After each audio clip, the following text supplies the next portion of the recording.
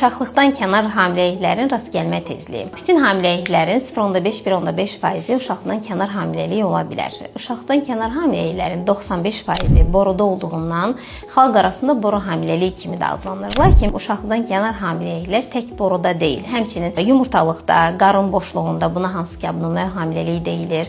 Uşaqlıq boynunda, heterotopik hamiləliklər var ki, həm uşaqlığın içərisində, həm də uşaqlıqdan kənar yerləşə bilər. Ona görə də son ay başı tariximizdən əgər bir həftə keçibsə, evdə elədiyimiz test pozitiv olursa, bu zaman mütləq şəkildə UZI müayinəsinə, yaxud da ki, həkim müayinəsinə getmək lazımdır. Uşaqdan kənar hamiləliklər kimlərdə rast gəlinə bilər? Deməli, uşaqdan kənar hamiləliklər bütün hamilə qadınlarda baş verə bilər.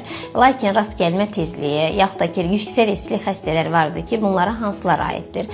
Əvvəllər borularda keçirilmiş əməliyyatlar, kiçik çanaqda olan əməliyyatlar, apenditsit, kista kimi, yaxud da ki, məsələn, cinsi yolla keçən infeksiyalar, daha çox xlamidiya, kiçik çanaqlı iltihabi xəstəlikləri, genital vərəm kimi xəstələr, süni mayalanma, aşlama xəstələrində, köhnə boru hamiləliyi olan xəstələrdə məsələn 30% təkrarlanma ehtimalı çoxdur. Uşaqdan kənar hamiləliyi əgər rast gəlinibsə, müalicə məqsədindən cərrahi və medikamentoz ola bilər. Medikamentoz müalicə nə zaman aparılır?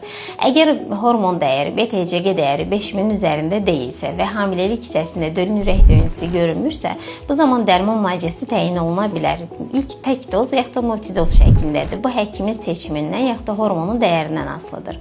Cərrahi müalicə isə iki cür olur. Bir borunu saxlamaqla, buna salpingostomiya deyilir. Bir də borunu xaric eləməklə tubektomiya deyilir.